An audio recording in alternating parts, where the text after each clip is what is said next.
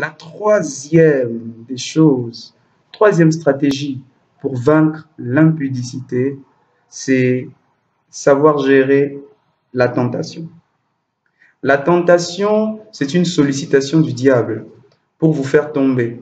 Le diable, quand il vous tente, il veut à ce que vous puissiez tomber. Alors, il envoie des circonstances, il envoie des situations pour vous pousser à tomber. Et c'est la même chose. Dans le domaine de l'impudicité, vous pouvez être confronté à ce genre de situation où vous êtes tenté, où vous avez envie de commettre la chose et toutes les conditions sont réunies.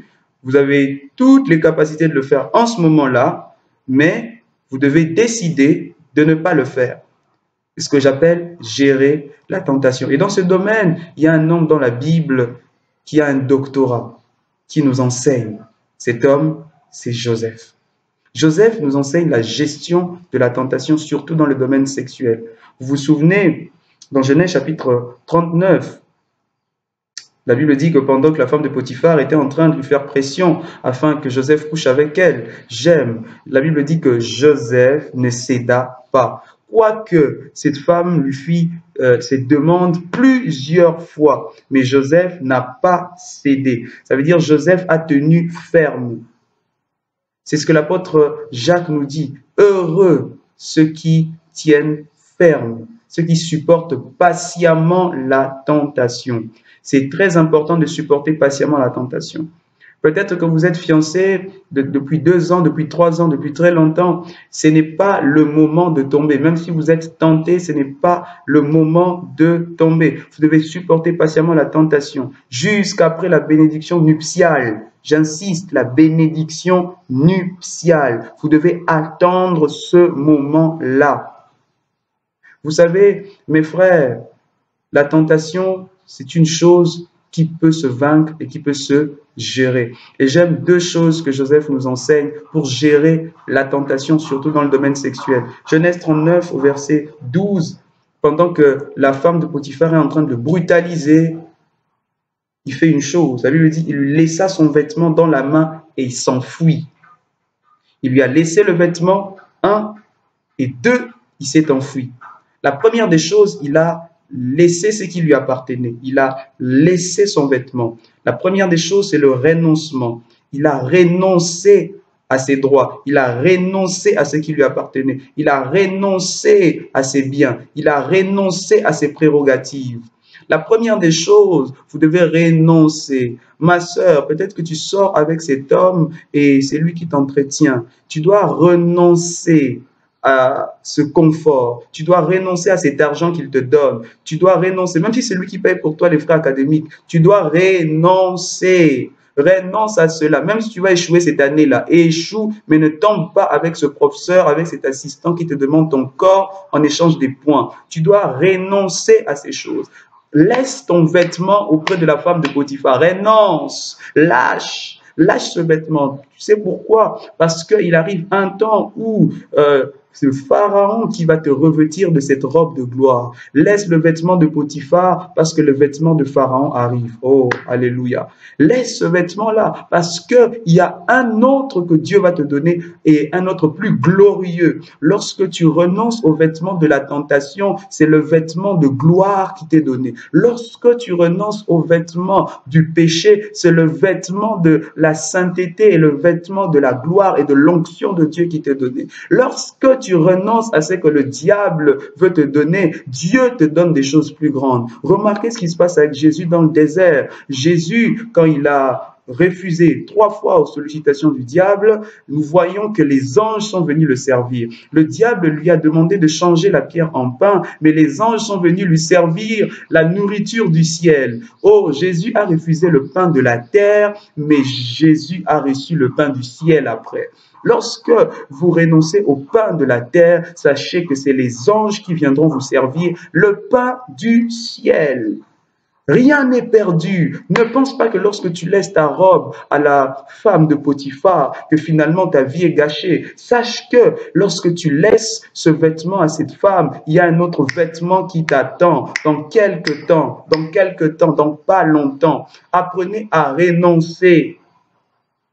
Renoncez à tous ces avantages, renoncez à ce plaisir. Jeune homme, tu sors peut-être avec une femme mariée et elle te donne de l'argent. Apprends à renoncer à cet argent, apprends à renoncer à ce confort. Même si on va te chasser de la maison, même si on va te chasser de ce lieu que tu habites, renonce, apprends à consentir ce sacrifice pour Dieu. C'est très, très capital, très important. Sinon, Joseph, tu n'accéderas jamais, jamais à la primature d'Égypte. Sinon, Joseph, tu n'accéderas jamais au pouvoir. Il faut apprendre d'abord à renoncer à ton vêtement. C'est très capital.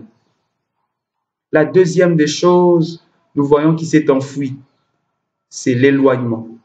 Après le renoncement, il y a l'éloignement.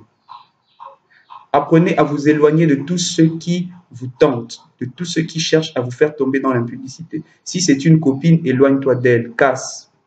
Arrête cette relation impudique, arrête cette relation où vous faites des attouchements qui ne sont pas permises, des choses que seulement les mariés doivent faire, mais vous qui êtes célibataire, vous le faites et vous êtes sexuellement actif. Arrêtez cela, éloignez-vous de ces films, effacez-les, suivez ça dans la corbeille, effacez complètement, supprimez définitivement ces choses. Éloignez-vous de ces télé-réalités, de ces émissions, de ces séries qui dérangent votre esprit et qui vous empêchent d'être concentré.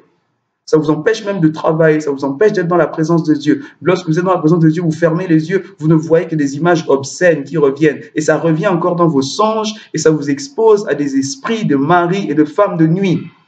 Parce que ça existe, ces choses.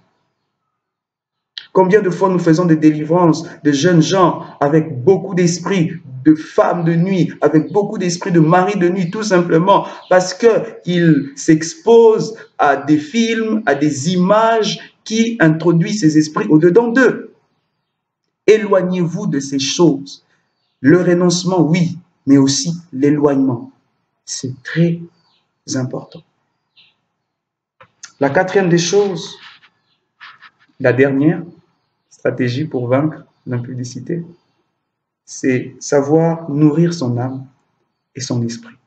Deux choses, savoir nourrir son âme et son esprit. Nourrir son âme par la parole de Dieu. La parole de Dieu nous aide à nourrir notre âme.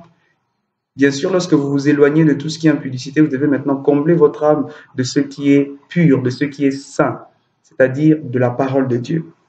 Colossiens chapitre 3, verset 2 dit « Affectionnez-vous aux choses d'en haut et non à celles qui sont sur la terre. Affectionnez-vous aux choses d'en haut. Cherchez Dieu, cherchez le Saint-Esprit, cherchez la paix intérieure, cherchez le Seigneur, cherchez à découvrir la parole de Dieu. Affectionnez-vous maintenant à ce qui peut vous faire du bien, à ce qui peut nourrir votre âme, à ce qui peut vous délivrer. Oh, vous connaîtrez la vérité vous affranchira. C'est la parole de Dieu qui délivre, c'est la parole de Dieu qui affranchit. Cherchez Dieu pendant des heures et des heures dans la prière. C'est important parce que cela va vous permettre de développer une intimité avec Dieu. Et cette intimité va vous empêcher de retomber encore dans les mêmes tares, dans le même péché. Et nourrir l'esprit par l'adoration. L'adoration, l'adoration. Adorez Dieu. Adorez Dieu.